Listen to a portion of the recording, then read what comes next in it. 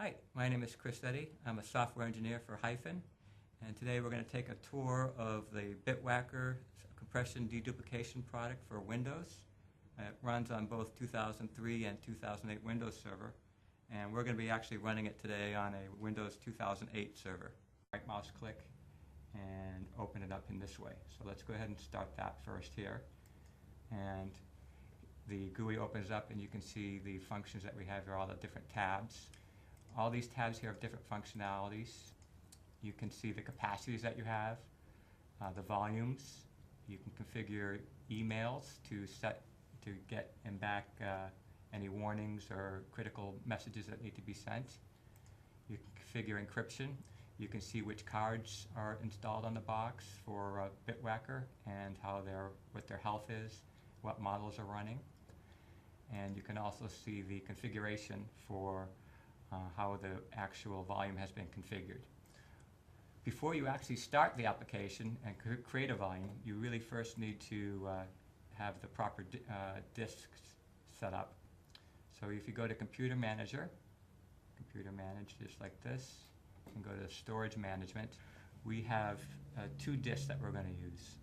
LBA, and hash are generally a few gigs, and they should be initially partitioned onto a low latency disk. And we have on this disk an SSD, and that is disk 2 in this case. So when we configure our volume, we're going to configure those two partitions, the LBA and hash, onto disk 2. And the data partition we're going to put onto disk 1. Your SSD drive, where your LBA is, since that disk, the LBA is a critical component for the data, and you want to make sure that that disk is mirrored and arrayed. And your data partition should be separate from the other two partitions. That's the best practices. So when we configure, we just want to remember that disk 2 is the disk we want for LBA and hash in our case, and disk 1 in this case is the partition that we're going to use for our data. So now that we know we have that down, let's go back to our GUI. And to actually create the volume when you come in, on the Volume tab, so we haven't created any volumes yet, and the main function at this point is just to simply click and add the volume. And the new window will open up. And in this screen here, there's several different things that need to be configured. The first is what you want your volume name to be for the volume that you are going to be creating. And in this case, we'll just call it simply BitWackr. Type that name in there. And this is going to be applied as the label to the volume that is created as well.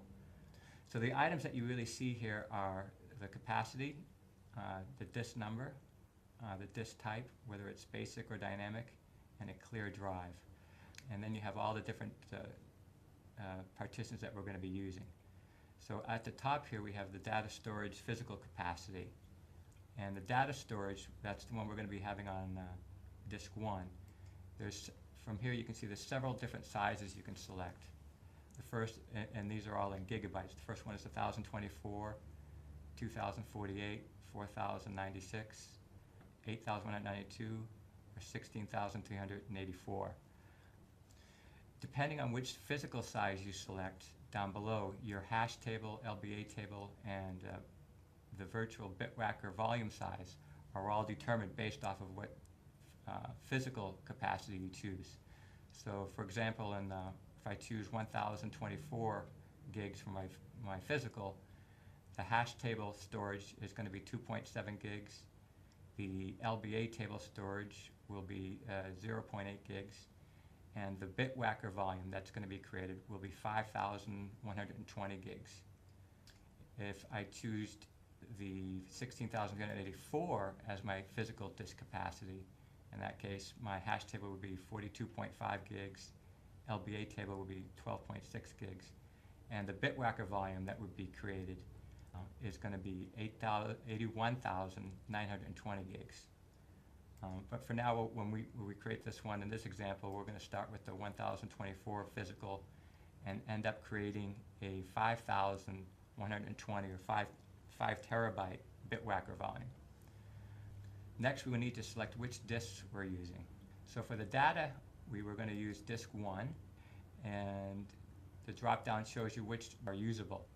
So we'll select disk 1 for that. Hash table, we're going to put those on disk 2, and LBA we'll put on disk 2 as well.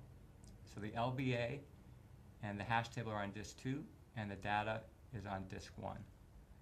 Now we're going to select the disk type. You can either select basic or dynamic, where we have all these default to basic, and clear drive. If there's any other partitions on them, on those drives that you don't need, then you can select clear drive. And if there are partitions, those will be deleted when the BitWackr creates those volumes. It will warn you if there are other partitions on those drives before you actually do clear it, but we know there's none, so I selected the clear drive. Now, when it creates the BitWackr volume, you can also assign a drive letter to it, and that's this option down here, the Mount Compressed Drive As. You can select one of the drive letters to assign a drive letter, or you can, at the bottom, if you don't want it to be formatted and assign a drive letter, you can just leave it as a raw drive. For now, in this example, we'll set it as a drive M.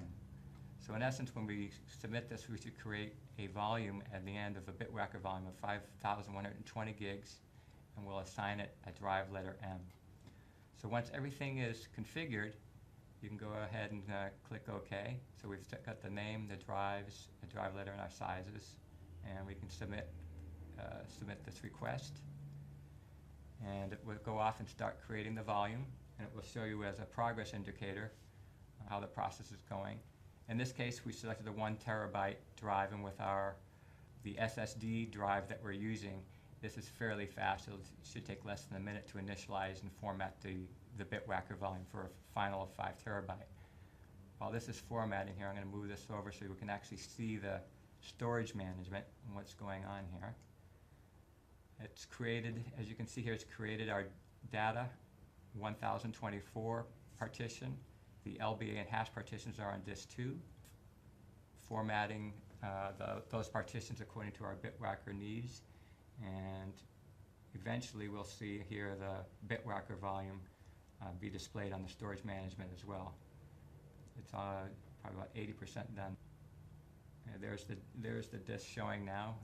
We have a 5,120 gig BitWackr volume showing. And since we said that we want to assign a drive letter M, the BitWackr will now format this drive and assign the drive letter. It's now formatting, as you see here. And it's assigned the label BitWackr to it and assigned the drive letter. That's been completed. Okay, now our BitWackr shows that it's mounted and it's ready to be used. So we actually right now, if we want, we can go, this disk is now usable. So from our 1024 gig data partition, we've now created a 5,119 gig BitWackr volume to use. So actually, if we want to go out here and actually sort of use that right now, it's now usable and ready to go. That's the BitWackr 2008 presentation.